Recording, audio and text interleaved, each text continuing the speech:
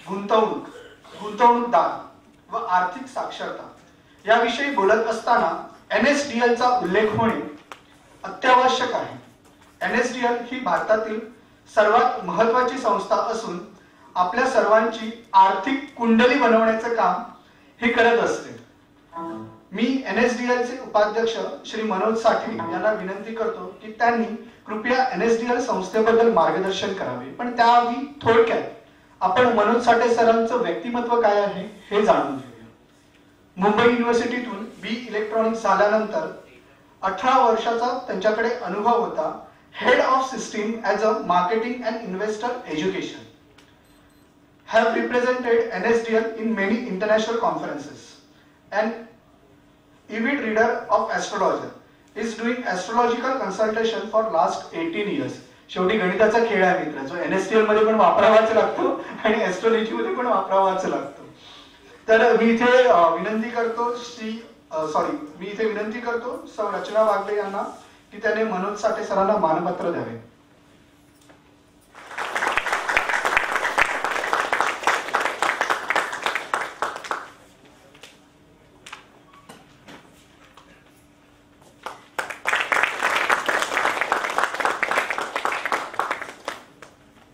माझ्या मते आज साठे सर जेव्हा आपल्याशी हितगुज साधतील तेव्हा आपल्याला कळेल की ज्या पद्धतीने आपण कुठेतरी इन्शुरन्स सेक्टरमध्ये LICचं वगैरे नाव घेतो त्याहीपेक्षा कुठेतरी मोठा रोल हा NSDLचा आपल्या डे टू डे लाईफ मध्ये ऑलरेडी इन्व्हॉल्वमेंट आहे आणि झालेला आहे. तर मनोज साठे सर, हा व्यासपीठ तुमच्यासाठी खुला आहे. Please sir, over to you.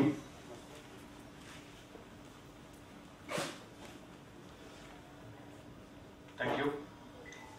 नमस्कार. आता जेव्हा इकडे मी सगळं ऐकत होतो, हा छान प्रोग्राम किंवा सोहळा खूप छान रंगलाय. अमित आतापर्यंत बरेच प्रयत्न करतो. अमितला मी आता जवळपास 1.5-1 वर्ष ओळखतो आणि अमित खूप प्रयत्न करतो त्याच्या बाजूनी. आणि त्याच्या बरोबर आल्यानंतर आणि तुम्हाला सगळ्यांना भेटल्यानंतर मला पण खूप बरं वाटतं. कारण तुमच्यात आणि माझ्यात फरक असा आहे की मी कोणासाठी तरी नोकरी करतो आणि तुम्ही कित्येक लोकांना कदाचित पुढे नोकऱ्या द्याल आणि आजही करत असाल. हा फरक आहे. मला तुमच्याकडनं भरपूर काही स्फूर्ती मिळते. पण आज जसा अपॉर्च्युनिटी घेतली मी आणि माझ्याकडनं तुम्हाला पुरस्कार देताना मला खूप बरं वाटायला लागलं की काहीतरी आहे बाबा. आता ह्यांनी गोष्ट सांगितली मग अशी छान, तेव्हा मला पण एक गोष्ट आठवली. मी जेव्हा ह्याच्याशी रिलेटेड आहे, इन्व्हेस्टमेंटशी रिलेटेड, एक राजा असतो म्हणजे एक शहर असतं आणि त्याच्या शहराची पद्धत अशी असते की त्या शहरामध्ये राजा निवडला जायचा आणि तो राजा निवडल्यानंतर त्याला 5 वर्ष त्याच्या मनासारखं जगायला दिलं जायचं. सगळ्या लोकांमधनं एक राजा निवडला जाणार आणि तो 5 वर्ष उपभोग घेणार पूर्ण त्याच्या सत्तेचा. 5 वर्षानंतर मात्र त्याला वाजत गाजत नेलं जातं नदीपर्यंत आणि त्याला नदीच्या पलीकडे नेऊन सोडण्यात येतं. त्या नदीच्या पलीकडे लोकांना माहिती असतं तिकडे प्रचंड मोठं अरण्य वगैरे आहे, त्या जंगलामध्ये खूप प्राणी वगैरे आहेत आणि तिकडे गेलेला माणूस काही परत येत नाही. तर हे लोकांना माहिती असल्यानंतर बरेचसे लोक राजा व्हायला तयार नसतात. पण त्याचा काही ऑप्शन नसतो, कारण तिकडची पद्धत अशी असते की हत्तीला सोडायचा आणि तो ज्याच्या गळ्यात हे टाकणार तो राजा झाला. असं वर्षानुवर्ष चाललेलं असतं आणि राजा होण्याचा आनंद कोणाला होण्यापेक्षा वाईटच वाटत असतं, कारण 5 वर्षानंतर आपलं मरण नक्की हे लक्षात येते. तर एक वर्ष असं होतं, चालू असतं ही पद्धत आणि एकदा मात्र एका राजाची अशी निवड होते.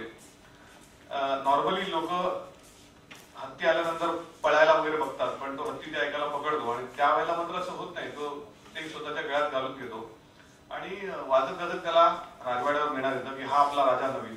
त्याची रिएक्शन मात्र थोडी वेगळी असते आणि तो 5 वर्ष पूर्ण उपभोग घेतो आणि 5 वर्ष झाल्यानंतर जेव्हा आता संपायची वेळ आली त्याचं टेन्युअर, त्यावेळेला सगळे जे सैनिक असतात ते नेहमीसारखे तिकडे जातात. कारण आधीचा अनुभव असा असतो की आधी गेलं की तो नको नको नको करत आतमध्ये पळायचा, मग लोक दरवाजा उघडून ते सैनिक त्याला पकडून ओढत आणायचे त्या राजाला आणि त्याला ते घेऊन जायचे, कारण त्याला माहितीच होतं आपल्याला तर मरायला जायला लागणार आहे तिकडे. या केसमध्ये पण ते सैनिक जातात पूर्ण तयार, दिवशी 4-5 सैनिक गेलेले असतात की आता राजाला पण परत दरवाजा छोटावून किंवा तोडून आतमध्ये जायला लागेल, मध्ये दरवाजा ओढून आणायला लागेल नेहमीसारखं. आतमध्ये गेले असतात तर हा एकदम छान तयार असतो आपला राजा, नवीन राजा. तर लोक म्हणतात की हे सैनिक म्हणतात काय आश्चर्य आहे की हा 5 वर्ष झाली आता याला माहिती आहे मरणार पलीकडे जाऊन आता आणि हा मात्र तयार आहे छान अंघोळ वगैरे करून नवीन कपडे घालून. अरे तुम्ही आलात का, चला मी जायला तयार आहे तिकडे. असं करत त्यांना वाटतं कदाचित हा जास्त धैर्यशील आहे. तिकडे नदीच्या काठी गेल्यावरती मग तिकडे तो गयावया करायला लागेल की मला नाही मारायचं म्हणून. मग त्याला सगळ्यांना घेतात, पालखीत वगैरे बसवतात आणि सगळे वाजत गाजत त्याला घेऊन जातात नदीच्या काठापर्यंत आणि त्याला सांगतात की आता तुला अच्छा अलविदा म्हणायची वेळ आली. त्याला वाटतं आता तरी हा रडायला लागेल, नको नको वगैरे म्हणेल. तो त्यातलं काहीच करत नाही. तो सगळ्यांना हसत हसत अच्छा करतो, त्या बोटीमध्ये बसतो, पलीकडे जातो.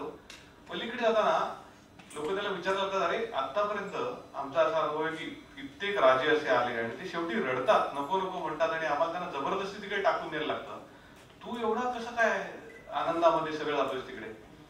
तो म्हणतो त्याचं काय माहिती का की 5 वर्ष जेव्हा मी राजा झालो त्याच्यानंतर मी असा विचार केला की बाकी सगळे लोक काय त्यांनी फक्त उपभोग घेतला 5 वर्ष, पण मी असा विचार केला की आपल्याला 5 वर्ष राजा म्हणून इकडे काम करायला मिळतंय.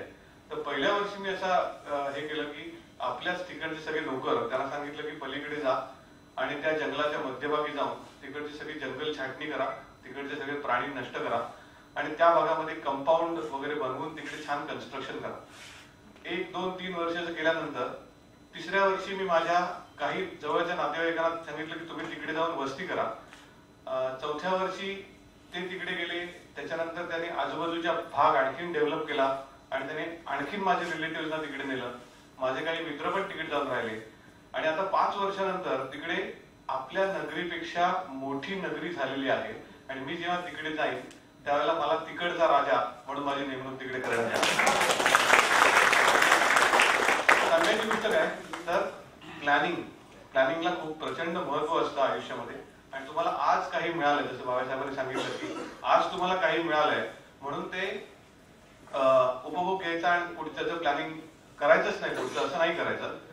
इनफॅक्ट त्याच लाईनवरती मी लोकांना नेहमी एक सल्ला देतो. आपल्याला कुठची गोष्ट आवडली की आपण दाद कशी देतो, आपल्या तोंडात उत्स्फूर्तपणे एक शब्द निघतो वाह, म्हणतो ना वाह. खूप आवडली तर आपण म्हणतो वा वा. खूपच आवडली तर आपण वा वा वा. नॅचरल रिएक्शन असते, राईट? तर माझा मंत्र हाच असतो, फायनान्शियल मॅनेजमेंटचा माझा मंत्र लोकांना हाच असतो, वा वा वा.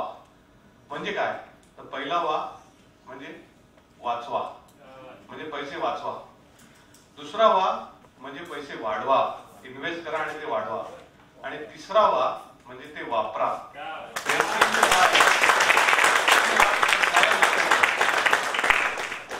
Coming back to our presentation, थोडंसं माझ्या संस्थेविषयी सांगतो, ज्या संस्थेला मी रिप्रेझेंट करतो, नॅशनल सिक्युरिटीज डिपॉझिटरी लिमिटेड. भारतातली सर्वात मोठी डिपॉझिटरी आणि आज जगामधली सुद्धा सर्वात मोठी डिपॉझिटरी म्हणून ती प्रसिद्ध झाली. त्याची सुरुवात नोव्हेंबर 96 मध्ये झाली आणि तुम्ही बघितलं तर प्रमोटर्स जे आहेत ते IDBI बँक, UTI आणि NSE हे इनिशियल प्रमोटर्स होते आणि त्याच्यानंतर अनेक बँकांनी आमचे शेअर्स विकत घेतले. ते have become our share holders. आणि याचं कारण असं आहे की जेव्हा या बँका या संस्थेमध्ये गुंतवणूक करतात तेव्हा त्याचं एकच कारण असतं की त्यांना दिसत असतं की ही संस्था अत्यंत चांगल्या प्रकारे काम करत प्रोग्रेस करत जाणार आहे. अदरवाईज या banks will not invest in to any of these stocks. काही फॅक्ट्स अँड फिगर्स ज्याच्यामुळे तुम्हाला कल्पना येईल की जे अमितने सांगितलं की आज मोठी संस्था आहे भारतातली, ती का मोठी संस्था म्हटली जाते. आमचे नंबर ऑफ ऍक्टिव्ह अकाउंट म्हणजे डीमॅट अकाउंट ज्याला म्हणतात. तुमच्यापैकी किती लोकांचे डीमॅट अकाउंट्स आहेत? Very good. तर आमच्याकडे 1.43 करोड डीमॅट अकाउंट्स आहेत. 14,998 कंपन्या आमच्याकडे डिमॅटलाइज करण्यासाठी अवेलेबल आहेत. 25,702 सर्व्हिस सेंटर्स मधनं आमची सर्व्हिस प्रोव्हाइड केली जाते. 1,778 शहरांमधनं NSDL ची सेवा आमचे डिपॉझिटरी पार्टिसिपंट आणि सर्व्हिस सेंटर्स पुरवतात. 271 डिपॉझिटरी पार्टिसिपंट्स आहेत NSDL चे आणि आमची जी कस्टडी व्हॅल्यू आहे ती 117 लाख कोटी आहे. That's a huge amount. आणि या 117 लाख कोटी विषयी तुम्हाला सांगायचं झालं की एक्झॅक्ट 117 लाख कोटी एवढी मोठी अमाऊंट काय आहे किंवा का आहे तर 117 लाख कोटी म्हणजे काय तर NSDL कडे असलेल्या डीमॅट अकाउंट होल्डर कडे असलेले जे शेअर्स किंवा सिक्युरिटीज जर तुम्ही मार्केट कॅपिटलायझेशन काढलं आणि त्याचं ऍडिशन केलं तर त्या टोटल व्हॅल्यू जी आहे that is 117 lakh crore which is almost equal to GDP of India. GDP of India is about 120 lakh crore आणि विच इज 117 लाख करोड.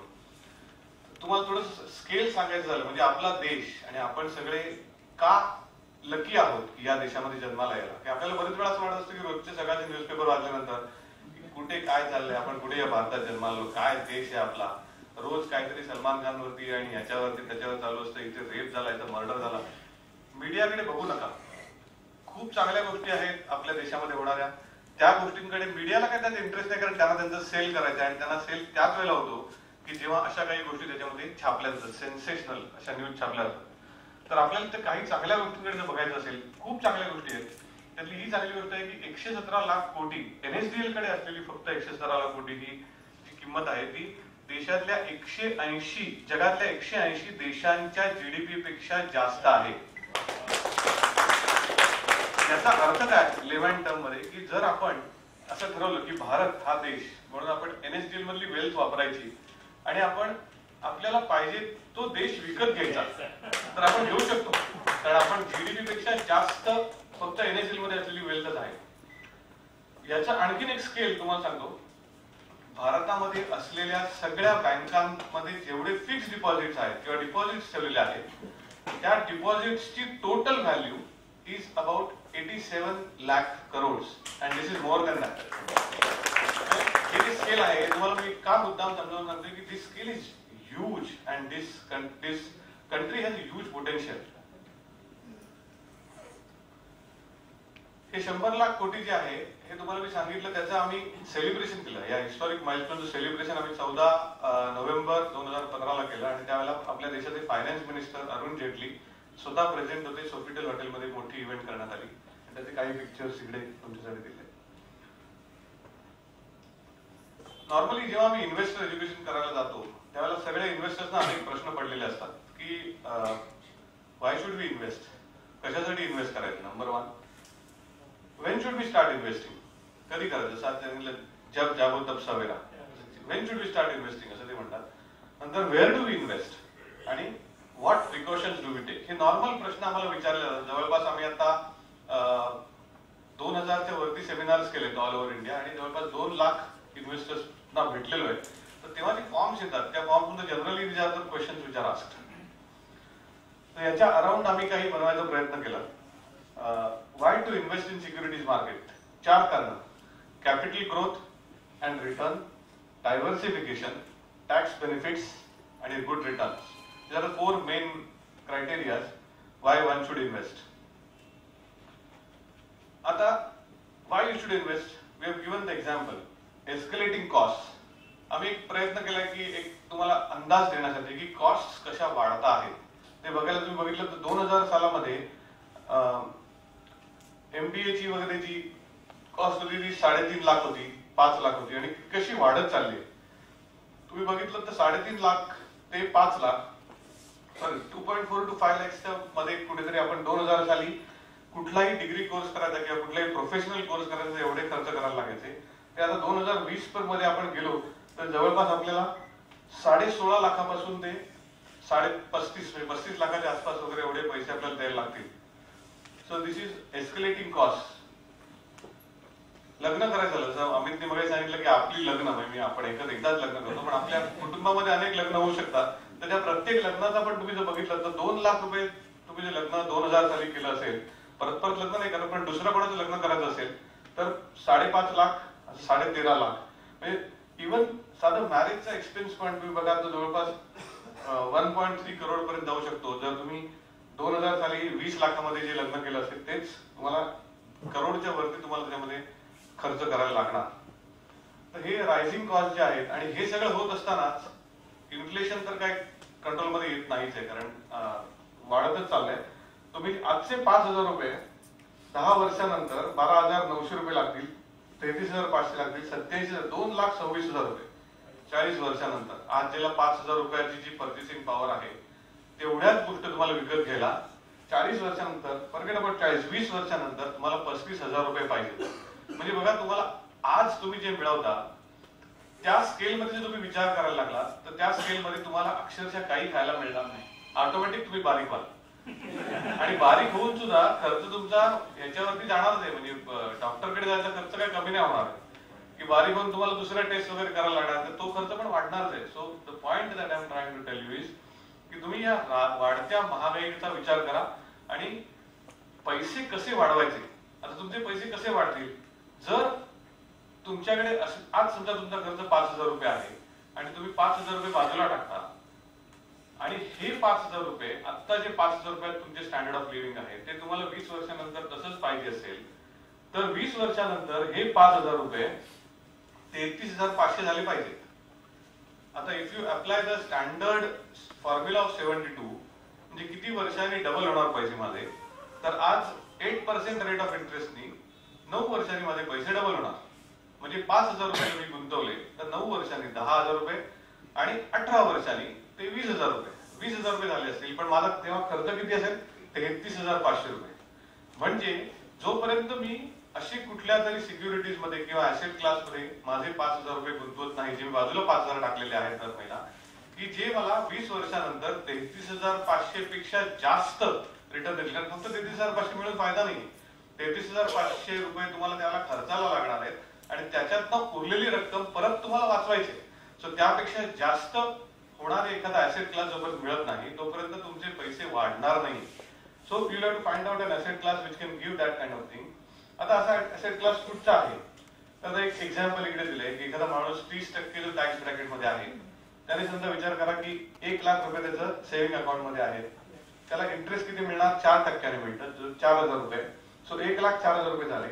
त्याच्यावर 30% त्याला टॅक्स बसत असेल, अज्युमिंग की तो त्या टॅक्स ब्रॅकेट मध्ये आहे. कारण अदरवाईज त्याच्या सेव्हिंग बँक मध्ये 1 लाख रुपये नसणार जर त्या टॅक्स ब्रॅकेट मध्ये नसेल तर त्याचा tax on 30% 1,236. Impact of inflation 8% 8,000. So value of that 1 lakh rupees at the end of 1 year will be 94,764. हे खूप महत्वाचं आहे. तुमचे 1 लाख रुपये तुम्ही आज गुंतवले, तुम्ही सेव्हिंग बँक मध्ये ठेवले, ते कमी होत आहे. आणि ही गोष्ट तुम्ही सगळ्यांनी समजून घ्या.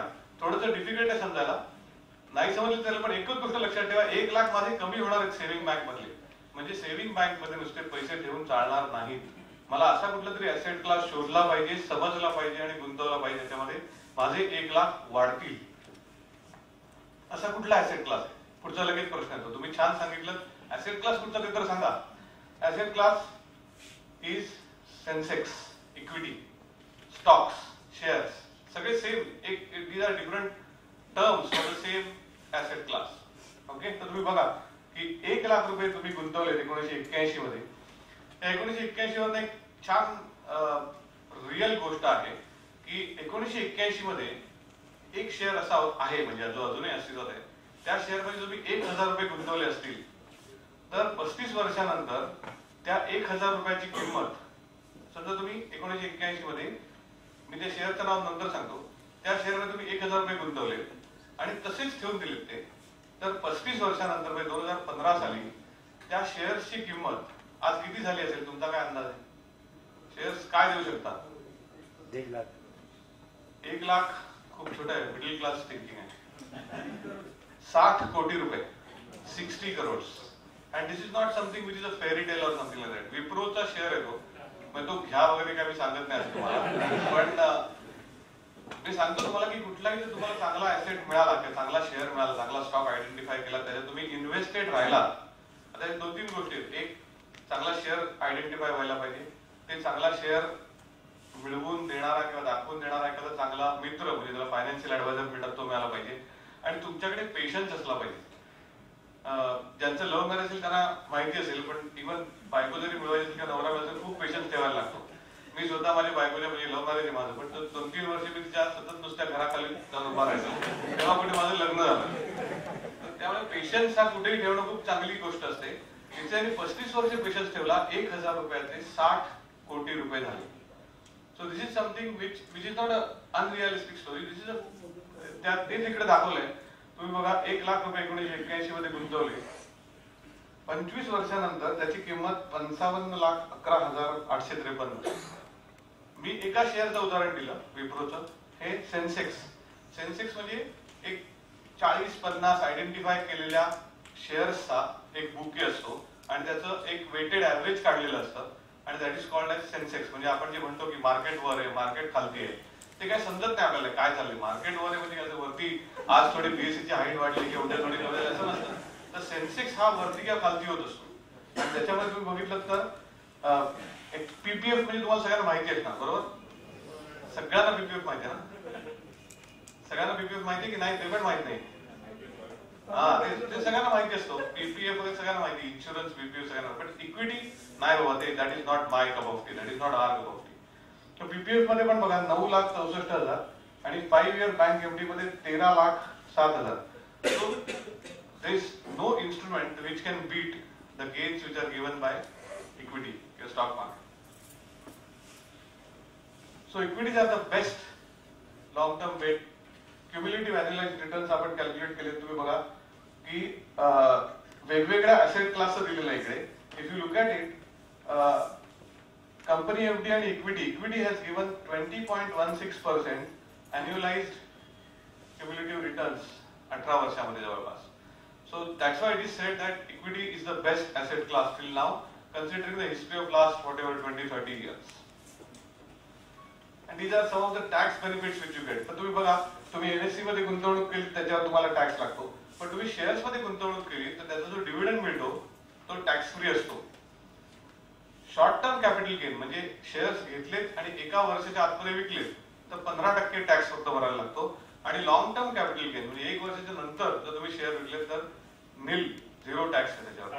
सो अगेन 60 करोड सगळे तुम्हाला without tax. So that something which is very interesting, कारण 60 करोड तुम्हाला मिळाले आणि तुम्ही दाखवू शकता एकदम प्रॉपरली इन्कम टॅक्स कडे की 60 करोड मला मिळाले बघा आणि मी टॅक्स भरणार नाही कारण मी शेअर्स मधून मिळवलेले पैसे आहेत.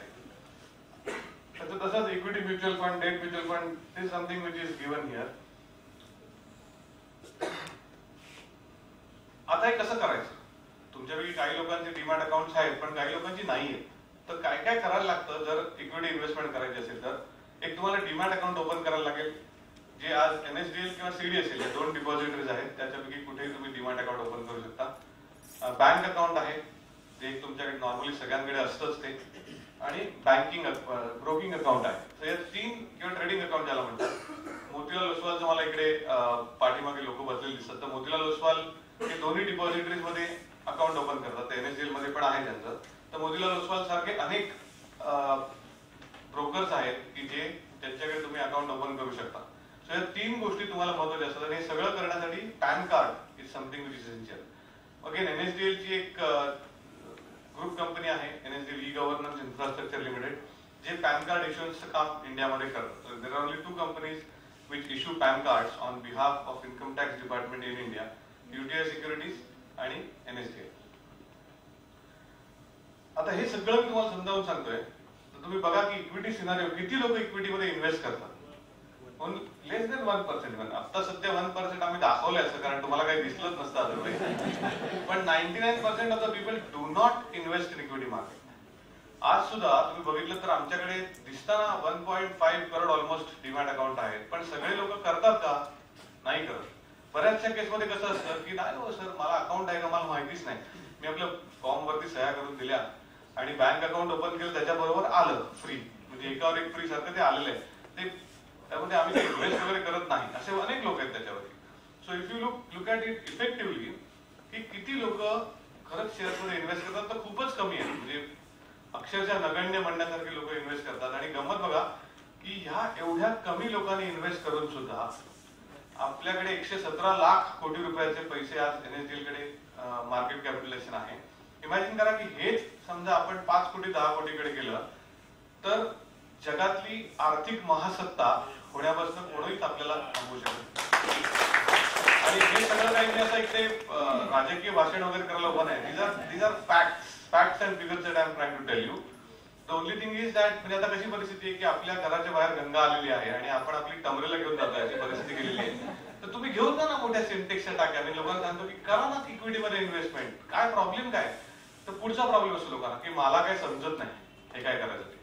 तर समजायची आवश्यकताच नाहीये, कारण there is an entity called बाबासाहेबांसारखे की फायनान्शियल ऍडवायझर जे असतात त्यांच्याकडे तुम्ही गेला तर ते तुम्हाला चांगल्या प्रकारे सल्ला देऊ शकतात की कुठच्या ऍसेट क्लास मध्ये तुम्ही इन्व्हेस्ट करा, कुठचे शेअर्स घ्या किंवा ते पण घ्यायचे नसतील तर कुठचे म्युच्युअल फंड्स घ्या, हे ते तुम्हाला सांगू शकतात आणि तुम्हाला त्याचं मार्गदर्शन पूर्ण चांगल्या प्रकारे करू शकतात.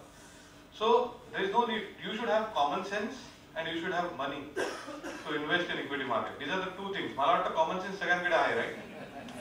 पैसे पण आहेत तिकडे येऊन बसल्यात म्हणजे. तर या दोन्ही गोष्टी तुमच्याकडे असल्यामुळे, आणि आज तिसरे म्हणजे भावेसाहेबकडे समोर बसलेले आहेत, इमिजिएटली तुम्ही काही गोष्टी करू शकता त्याच्यामधल्या, की you can start investing in equity markets. आता इन्व्हेस्टमेंट कधी करायची? जब जागो तब सवेरा. त्यांनी छान मगाशी सांगितलं, मला खूप आवडलं ते. आणि लवकर इन्व्हेस्टमेंट चालू करायची. म्हणजे इकडे खूप यंग मुलं मुली बसलेले आहेत, त्या सगळ्यांनी do not waste time. I would recommend that नवीन वर्षात चालू होणार आहे काही दिवसात, तर नवीन वर्षाचं रिझोल्युशन म्हणून तुम्ही डिमॅट अकाउंट, ट्रेडिंग अकाउंट आणि बँक अकाउंट ओपन करून start investing in equity market. आणि का तर बघा, ह्याच्या पुढचं तुमच्या एक्झाम्पल मध्ये तुम्हाला कळेल की काय फरक पडतो अँडी आणि सॅम मध्ये. की अँडी फरक बघा कसा, 2000, 31,000 त्याने फक्त थोडासा डिले केला इन्व्हेस्ट करण्यामध्ये, आणि त्याला फरक बघा किती पडत गेला. अँडीचे पैसे झाले 86,471. त्याच वेळेला सॅमचे मात्र 1,13,120. लवकर चालू केल्याचा परिणाम असा असतो की तुमचे पैसे जास्त फास्ट वाढत जातात. ते तुम्ही इक्विटी किंवा म्युच्युअल फंड मध्ये टाकलेले आहेत ते. त्यामुळे जेवढं लवकर चालू कराल तेवढं चांगलं. आता where to be invest, what all are the asset classes? Equity sector मध्ये त्याला म्हणतात, त्याच्यामध्ये शेअर्स असतात, वॉरंट्स असतात, mutual funds, exchange traded funds, derivative. So derivative वगैरे थोडंसं पुढचं आहे, ते तुम्ही जरा एक्सपर्ट इन्व्हेस्टर झालास की डेरिव्हेटिव्ह मध्ये उडी मारा. सध्या तुम्ही to start with, you can start with mutual funds. एकदा म्युच्युअल फंड मध्ये तुमची इन्व्हेस्टमेंट चालू झाली, तुम्हाला थोडं कळायला लागलं, थोडा अंदाज आला की आपले खरंच पैसे वाढत आहेत. साठेसाहेबांनी सांगितले त्या गोष्टी योग्य होत्या, ते अगदीच काही आम्हाला त्यांनी टोपी लावलेला घातलेलं नाही. तर नंतर तुम्ही इक्विटीमध्ये शिफ्ट करा. इक्विटी झाल्यानंतर इक्विटीमध्ये पण मास्टर झाला, थोडा वेळ आला, तुमच्याकडे थोडा एक्सपिरियन्स आला, थोडे आणखीन केस तुमचे कळले की then you can go to derivative. But derivative is a difficult class to understand, आणि त्याच्यामध्ये हाय रिस्क हाय गेन नावाचा प्रकार आहे. So I would still recommend for beginners point of view, you should invest in mutual funds or equity. And then on the debt side, this is the thing. If you look at risk return relationship, government bonds, post office PPF, very low risk, as a result very low returns. Bank fixed deposit, still low risk, moderate risk, equity, mutual funds, ETFs, high risk derivatives. So as I said, you have to graduate from the risk taking ability. आपण कशी गंमत, आपण मोठे होत असतो ना तेव्हा लहानपणी ऍक्च्युली आपली रिस्क टेकिंग एबिलिटी जास्त असते. जसं त्यांनी मगाशी एक्झाम्पल दिलं, कारण त्यांना सांगणारं कोणी नव्हतं, आणि मोठं झाल्यानंतर आपल्याला उलटी भीती वाटायला लागते. जेव्हा आपली रिस्क घ्यायची कॅपॅसिटी वाढली पाहिजे त्यावेळेला आपली रिस्क टेकिंग एबिलिटी कमी होते, आणि त्यामुळे आपण जात नाही असं काय, आणि आपल्याला तसं मोल्ड केलं जातं त्या कल्चरमध्ये की बाबा हे काय आपलं नाही बाबा फील्ड, आपण आपलं PPF, बँक त्याच्यामध्ये एफडीज मध्येच इन्व्हेस्ट करायचं, which is a wrong thing to do. So all of you should start investing in equity. आता दुसरा प्रश्न येतो लोकांचा लगेच की आता आमचं झालं सगळं, आम्ही रिटायर झालो, माझं वय आता 75 आहे, आता किती वर्ष राहिली वगैरे, असं आता करू का मी इन्व्हेस्ट? एक फॉर्म्युला असं सांगितला जातो की तुमचं वय 100 मधनं वजा केलं तर जेवढे राहतात तेवढी investment you can do in equity. म्हणजे एखादा माणूस जरी 95 वर्षाचा असेल आणि त्याने मला विचारलं की मी इक्विटीमध्ये इन्व्हेस्ट करू का, मी हो असं उत्तर देईन, आणि त्याला सांगेन की 5% रक्कम तुझ्या इन्व्हेस्टेबल पोर्शनची you can put in mutual fund equity. So anyone right from 5 years to maybe 95 or more than that can invest and should invest in equity and mutual funds. That's the message which I want to give you. Now what are the guidelines for safe investing? Choose an authorized broker only. म्हणजे SEBI registered ब्रोकरच शोधायचा. आता तुम्हाला कसं simple झालंय, पूर्वी information highway तुमच्या हातात नव्हता, आता इंटरनेट आणि मोबाईल या माध्यमातून तुम्हाला घर बसल्या आणि कधीही कुठच्याही वेळेला तुम्हाला इन्फॉर्मेशन मिळू शकते. तर एखादा ब्रोकर तुमच्याकडे आला तर त्यावेळेला तुम्ही हे फाइंड आउट करा नेटवरती जाऊन की त्याचा सेबी रजिस्ट्रेशन नंबर काय आहे, किंवा तो खरोखर सेबीमध्ये रजिस्टर्ड आहे का. त्याची सगळी कुंडली, जसं मग सांगितलं, ती सगळी कुंडली तुम्हाला इंटरनेटवरून मिळू शकते. So that is something which you must do. So choose an authorized broker which is SEBI registered broker. Be diligent as you begin to invest. Do a thorough analysis before investing in any security. आता हे सगळं करणं कदाचित तुमच्यासाठी शक्य नसेल, पण त्यावेळेला तुम्ही चांगला ऍडवायझर जर सिलेक्ट केला आणि त्याला तुम्ही सांगितलं की मला तुम्ही सल्ले द्या, आणि तुम्ही स्वतः तुमच्या ज्ञानासाठी थोडी फाइंड आउट केली इन्फॉर्मेशन, तर तुम्हाला ती खूप युजफुल ठरू शकते. आता हे सगळं बोलणं सोपं आहे, पण तुम्ही विचार म्हणाल की हे नाही हो जमत आम्हाला. तुम्हाला छोटीशी गोष्ट सांगतो काय करू शकता तुम्ही ते, की तुमच्यापैकी किती लोकांना ही सवय आहे मला माहिती नाही, पण तुम्ही एखादी गोष्ट जेव्हा वापरता तेव्हा ती कोणी बनवली हे किती लोक बघतात. फॉर एक्झाम्पल आता संध्याकाळी रात्री घरी गेल्यानंतर डोक्याला बाम किती लोक लावतात अमृतांजन, झोपच लागत नाही, नशा असते किंवा असं. तर तो जो बाम असतो म्हणजे तो विक्स किंवा अमृतांजन किंवा झंडू या 3च कंपन्या आहेत की ज्या बनवू शकतात. तर पुढच्या वेळेला तुम्ही जेव्हा असं काही गोष्टी कराल त्यावेळेला एक कॉमन सेन्स वापरा की ती बाटली टर्न करा आणि त्याच्यावरती बघा की कोणी बनवली. कारण तो कॉमन सेन्स हे सांगतो की ही कंपनी नक्कीच प्रॉफिट करणार पुढे. तुम्ही सांगा की आता पोल्युशन वाढत जाते, सगळे मान्य कराल. सर्दी सगळ्यांना होते. कोणी आहे इकडे की ज्याला सर्दीच झाली नाही आतापर्यंत आयुष्यात, त्याला पण एक पुरस्कार देईल. असं कोणीच नसतं ज्याला सर्दी झाली नाही. ओके, तर सर्दी सगळ्यांना होणार. सर्दी सगळ्यांना झाली म्हणजे सगळेजण तोच हा वापरणार आणि तो बाम असणार विक्स वेपर, दुसरं काही नाही. ते असं छोटं बाळ दाखवतात त्याला आई फासते आणि मग ते एवढी आई फासते की 2 ह्याच्यात ती छोटी चपटी बाटली संपली पाहिजे एवढं दाखवतात. ते अशी काढणार आणि ती लावणार त्या बाळाला. तर हे सगळं जे विक्स वेपर आहे ते कोण बनवतं हे तुम्हाला माहिती असलं पाहिजे. कोण बनवतं विक्स वेपर? हाच प्रॉब्लेम असतो. आपण हीच गोष्ट बघत नाही. प्रॉक्टर अँड गॅम्बल PNG बनवतो विक्स वेपर. सगळे पुरुष जे इकडे आहेत ते दाढी करतात, सगळे करतात ना, मी पण करतो, एवढीच केली बाकी करतो. तर ती जी दाढी करणं आहे त्यासाठी ब्लेड लागतात आणि ब्लेड बदलायला लागतात. असं कधीच होत नाही की एकदम ब्लेड बोलत झालं तरी आपण खरोखर मारतोय, होत नाही दाढी तरी. जर दाढी करत असाल आणि जर ती दाढी रोज येणार असेल, असं कधीच होत नाही की एकदा दाढी केली की महिन्याभरात येते मला, असं कधीच होत नाही. रोज करतात सगळेजण दाढी. तर ही रोज दाढी करणार, रोज ब्लेड लागणार. ती ब्लेड कंझ्युम करणारी लोक आपण एवढी आहोत, हजारो करोडोंच्या संख्येने. आणि त्या करोडोंच्या 121 कोटी लोकांची आपली जनता आहे भारतात. त्या 121 कोटी जनतातले समजा 50% आपण डिस्ट्रीब्युशन केलं, 60 कोटी लोक पुरुष झाले. त्या 60 कोटी लोकांची दाढी येणारे लोक जे आहेत ते समजा आपण बघूया 40-45 कोटी लोक आहेत. त्या 40-45 कोटी लोकांमधले अफोर्डेबल जे आहेत त्यांना म्हणजे रेझर वगैरे वापरणं असे आपण समजूया की 25 कोटी लोक आहेत. तर 25 कोटी लोक ब्लेड वापरणार. ब्लेड बनवणारी कंपनी एकच, जिलेट. तर त्या जिलेट कंपनीचे शेअर्स का नाही वाढणार? समजा त्यांना वाटलं की आपला प्रॉफिट कमी होतोय तर ते शांतपणे चांगल्या ब्लेडची किंमत 25 रुपये वाढवणार. सिंपल. आणि तुम्ही असं तर नाही करणार की मी आज गेलो मार्केटमध्ये 25 रुपये वाढले, आता मी दाढी करणं बंद झालं, वाढली दाढी. बायको म्हणेल मी देते 25 रुपये दाढी करा. तर हे 25 रुपये त्यांचे वाढले की त्यांची इमॅजिन करा, दर महिना 25 रुपये इंटू 25 कोटी लोक.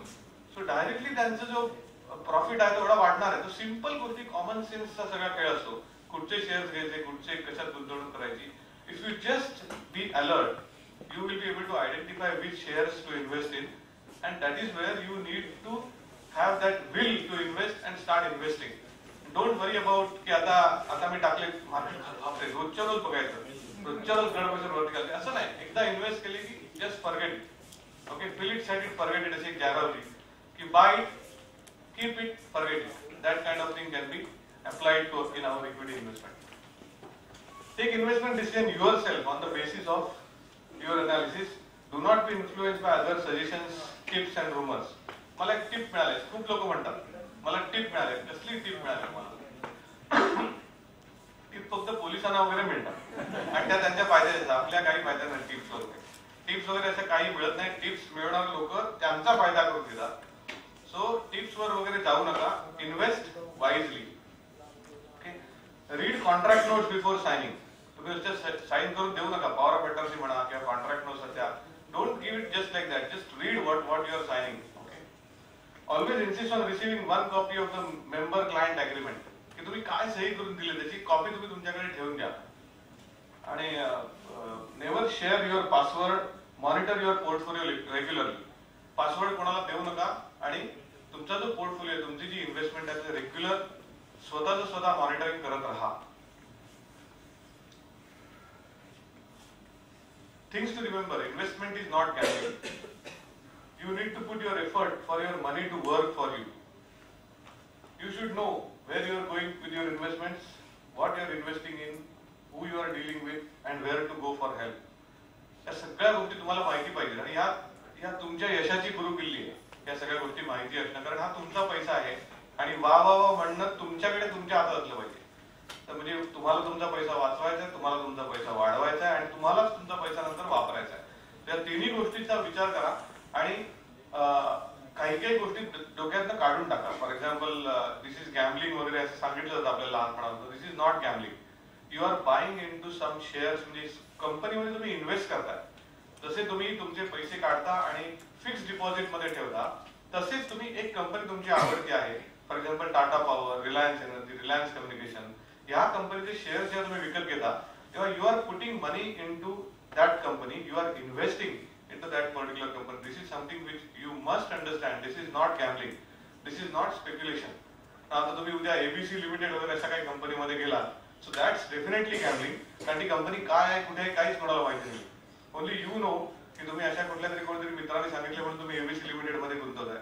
So that's something which is not possible. अशी कंपनी एकतर असू शकत नाही, परंतु तरी काही केसेस त्याच्यात आहेत त्याच्यामध्ये सुद्धा की ज्यांनी फेक हे करून किंवा त्यांचे ऑफिसेस बंद करून सगळे पळून गेले. तशा कंपन्यांमध्ये इन्व्हेस्ट करू नका. Always go for good companies and always watch your investment. Always make sure that you are always in control of your investments. नाव NSDL याच्यासाठी काय केलंय, तर NSDL तुमच्यासाठी एक NSDL मोबाईल ऍप बनवलेलं आहे जे तुम्ही डाउनलोड करू शकता.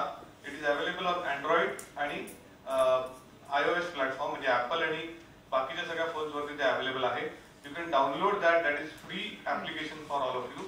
आणि ज्यांचं NSDLचं डीमॅट अकाउंट आहे ते लोक त्यांचा portfolio along with value they can monitor every day, every minute. It is with you on your mobile. because सगळ्यांकडे मोबाईल आहे तिकडे. त्या मोबाईल वरनं तुम्ही तुमची स्वतःची इन्व्हेस्टमेंट रेग्युलरली मॉनिटर करू शकता.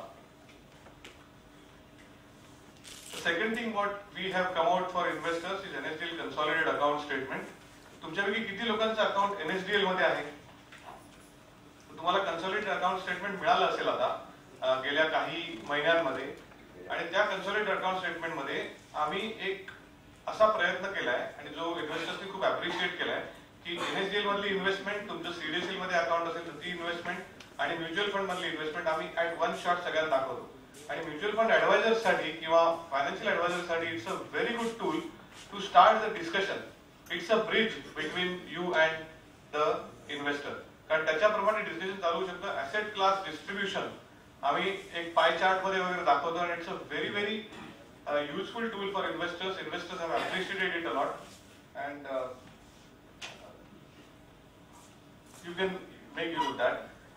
Just to tell some of the traders here की एक SME प्लॅटफॉर्म BSE आणि NSE पण चालू केलं ज्याच्यावर तुम्ही पैसे उभे करू शकता. That is another way of raising money for all of you those who are ज्यांचे बिझनेसेस आहेत किंवा स्मॉल अँड मीडियम एंटरप्राइजेस ज्यांचे आहेत त्याच्यासाठी NSE BSE ने पण आता प्रयत्न चालू केले to for them to raise money using this platform. So with that actually I have tried to give whatever I wanted to give to all of you in terms of लक्ष्मीचा सन्मान करणारा आख्याबरोबर सोहळा. तर मी पण इकडे येऊन माझ्या दृष्टीने लक्ष्मीची पूजा करण्याचा प्रयत्न केला आणि तुम्हाला सगळ्यांना सांगायचा प्रयत्न केला की कशा प्रकारे तुमच्या दारी येणाऱ्या लक्ष्मीचा तुम्ही पण त्यांची पण पूजा करा आणि तुमच्याकडे पण ती समृद्धी घेऊन येऊ दे या एकाच इच्छेने किंवा शुभेच्छेने मी माझं भाषण संपवतो. These are my contact details. You can contact me any time and if you want any more information this is where you can come and get in touch with us. Thank you so much.